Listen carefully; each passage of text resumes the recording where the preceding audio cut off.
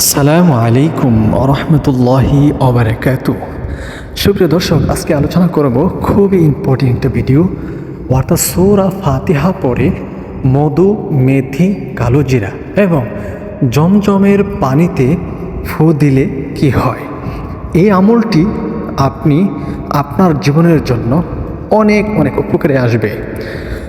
বর্তমানে একটি রোগ ব্যাধি ছড়িয়ে পড়ছে, যেটা মহামারী আকারে ধারণ করছে। আপনি আমলটি আগে শুনুন, তারপরে আপনি এই রোগ সম্পর্কে জানতে পারবেন। সম্মানিত সুধী, সর্বপ্রথম আপনি এই আমলটি করতে গেলে যা যা আপনার প্রয়োজন, অর্থাৎ মধু, মেথি, কালোজিরা এবং জমজমের পানি সংগ্রহ করে নেবেন। এই বস্তুগুলো সংগ্রহ করার পরে আপনি যে কোনো একদিন ফজরের নামাজের পরে আপনি আমলটি করে নেবেন, ওযু করে নেবেন। তারপরে আপনি আমলটি করতে বসবেন। সর্বপ্রথম 3 বার ইস্তেগফার আদায় করবেন, তারপর 3 বার দুরূদ শরীফ পাঠ করবেন। তারপরে আমার দেখানো নিয়মে সূরাতুল ফাতিহা পাঠ করবেন। আউযু বিল্লাহি মিনাশ শাইতানির রাজীম।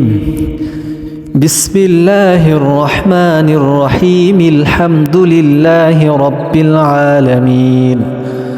الرحمن الرحيم مالك يوم الدين إياك نعبد وإياك نستعين اهدنا الصراط المستقيم صراط الذين أنعمت عليهم غير المغضوب عليهم ولا الضالين। প্রিয় দর্শক, সূরাতুল ফাতিহা আপনার কমপ্লিট হয়ে গেলে আপনার সামনে যে বস্তুগুলো রেখেছেন, মধু, মেথি, কালোজিরা এবং জমজমের পানি, এই সবটিতে আপনি একসাথে একটি ফু অথবা দম করে নেবেন। তারপর আবারও আপনি পূর্বের নেই সূরাতুল ফাতিহা পাঠ করবেন।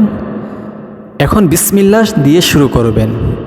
বিসমিল্লাহির রহমানির রহিম। আলহামদুলিল্লাহি রাব্বিল আলামিন। আমি কিন্তু সূরাতুল ফাতিহার প্রথম আয়াতের সঙ্গে বিসমিল্লাহ শরীফ একসাথে মিলিয়ে পাঠ করেছি, আপনারাও সেইভাবে পড়বেন। আবার পড়ছি, বিসমিল্লাহির রহমানির রহিম। আলহামদুলিল্লাহি রাব্বিল আলামিন। الرحمن الرحيم مالك يوم الدين إياك نعبد وإياك نستعين اهدنا الصراط المستقيم صراط الذين أنعمت عليهم غير المغضوب عليهم ولا الضالين।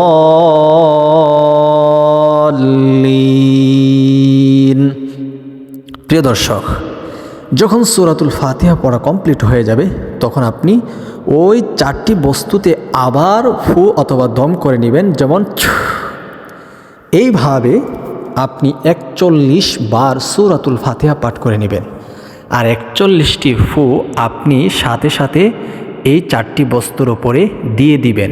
একবার পাঠ করে একটি ফু, 2 বার পাঠ করে 2য় নাম্বার ফু, এইভাবে দিবেন। তারপরে আপনি একবার দুরূদ ইব্রাহিম পাঠ করবেন, যেমন আল্লাহুম্মা সাল্লি আলা মুহাম্মাদ ওয়া আলা আলি মুহাম্মাদ কামা সাল্লাইতা আলা ইব্রাহিম ওয়া আলা আলি ইব্রাহিম ইন্নাকা হামিদুম মাজিদ। আল্লাহুম্মা বারিক আলা মুহাম্মাদ ওয়া আলা আলি মুহাম্মাদ কামা বারাকতা আলা ইব্রাহিম ওয়া আলা আলি ইব্রাহিম ইন্নাকা হামিদুম মাজিদ।